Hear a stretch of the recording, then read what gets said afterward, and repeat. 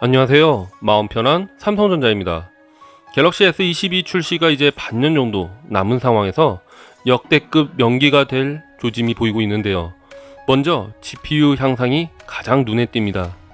삼성전자 차세대 AP exynos 2200의 그래픽 성능이 전작을 비롯한 최신 퀄컴 스냅드래곤과 애플의 A 칩셋을 앞선 것으로 나타났는데요. AMD와의 협업으로 성능을 한 차원 끌어올렸다는 평가가 나오고 있습니다. 7월 2일 중국 유명 IT 팁스터 아이스 유니버스에 따르면 삼성전자는 최근 AMD GPU인 RDNA가 탑재된 새 엑시노스를 테스트했으며 벤치마크 프로그램 3D 마크 와일드 라이프에서 8134점을 기록한 것인데요. 갤럭시 S21 시리즈에 탑재된 exynos 2100의 5200점과 스냅드래곤 888의 5300점을 크게 웃도는 점수입니다. 결과를 보면 50% 이상 향상된 것이죠. 평균 초당 프레임 수도 exynos 2200은 50.3프레임으로 exynos 2100의 30.7프레임보다 1.5배 이상 높은 것인데요. 결과를 보면 50% 이상 향상된 것이죠.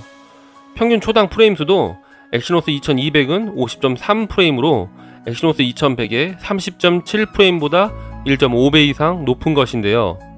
현재 가장 성능이 뛰어난 애플 아이폰 12에 탑재된 A14 바이오닉은 7442점에 평균 초당 프레임 수가 40프레임으로 더욱 관심이 집중되고 있습니다.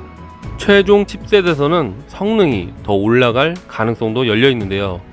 아이스 유니버스는 테스트에 사용된 GPU는 레퍼런스용으로 구형 A77 아키텍처를 기반으로 한다며 테스트마다 결과가 다른 만큼 더 많은 결과를 기다려야 할 것이라고 설명했는데요.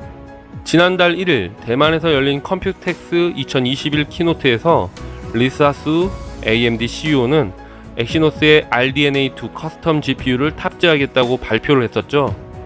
삼성전자의 exynos가 그동안 ARM의 말리 GPU를 쓰며 애플의 A 시리즈나 퀄컴의 GPU 아드레노보다 성능이 많이 뒤처져 있었는데요. AMD와의 협업으로 RDNA2 GPU를 탑재한 exynos의 성능에 가슴이 벅찹니다. 2년간의 기다림을 조금이나마 해소해주는 느낌인데요. exynos 2200 칩셋은 5나노미터 공정으로 내달 정식 출시가 예상되고 내년 초에 나올 갤럭시 S22의 최초 탑재가 전망되고 있습니다. 스트래티지 애널리틱스에 따르면 삼성전자는 지난해 스마트폰 AP 시장에서 전년 대비 2.3%포인트 감소한 9.7%로 점유율이 5위를 기록했습니다. 선두는 퀄컴으로 30.8%, 이어 애플이 21.5%, 하이실리콘이 19.7%, 미디어텍이 17.2%로 그 다음 순서지만 격차가 상당히 큰 편인데 이번 AP 칩셋으로 스마트폰 AP 시장에서의 점유율도 성장하는 계기가 되었으면 좋겠습니다. 하지만 성능이 좋으면 뭐하냐, 발열도 못 잡으면서 라고 생각하실 수도 있습니다. 이게 답이 될지는 모르겠는데 갤럭시 S22에는 냉각팬이 탑재된다는 소식인데요. 물론 게이밍 스마트폰에 냉각팬 탑재 등은 흔하지 않는 일이었지만 메인 플래그십 모델에 냉각팬을 탑재한다는 것은 쉽지 않은 선택이었을 것입니다. 방수 성능을 유지하며 냉각팬을 탑재해야 되기 때문이죠. 팬의 위치는 카메라와 배터리 사이가 될 것으로 보이는데요. 카메라와 칩셋 배터리에 열이 집중되는 위치에서 열을 잡겠다는 것입니다. 2년 이상의 내구성과 소음 문제만 없다면 좋겠지만 제 개인적으로는 매우 위험한 모험으로 보이기에 발열을 잡기 위해 팬을 탑재하는 것보다는 다른 방식으로 열을 잡았으면 좋겠습니다. AP 칩셋만큼 기대되는 부분이 하나 더 있는데요. 바로 카메라입니다. 이번 갤럭시 S22의 카메라는 삼성전자와 올림푸스와의 콜라보로 나올 예정이며 삼성에서 개발 중인 2억만 화소의 이미지 센서를 탑재하고 공개된 렌더링의 모습에서 볼 수 있듯이 가장 큰 렌즈가 기존 렌즈 대비 4배 정도의 크기로 실제 센서의 크기도 더 커졌을 것이라는 기대를 하게 만드는데요. 사진의 품질을 좌우하는 것은 센서의 크기가 가장 영향을 미치기 때문이죠. 물론 삼성전자의 이미지 센서는 작은 센서에서도 더 많은 광량을 받아들일 수 있게 계속 발전하고 있지만 센서 크기를 커버할 정도로 드라마틱한 성능 개선을 보이지는 못하고 있는데요. 렌더링의 모습처럼 대포 렌즈가 하나 박혀있다면 그 센서 크기도 더 커질 것이라는 예상이 됩니다.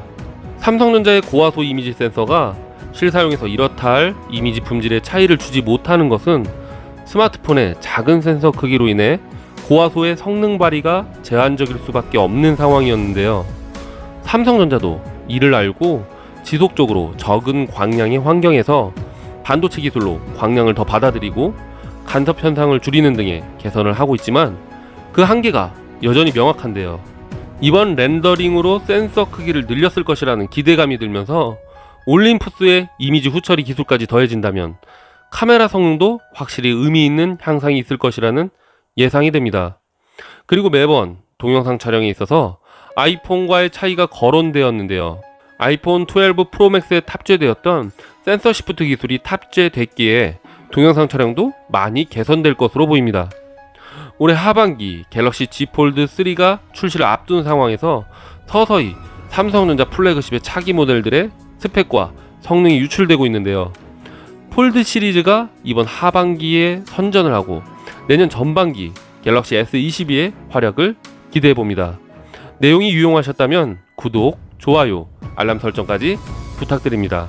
마음 편한 삼성전자였습니다. 감사합니다.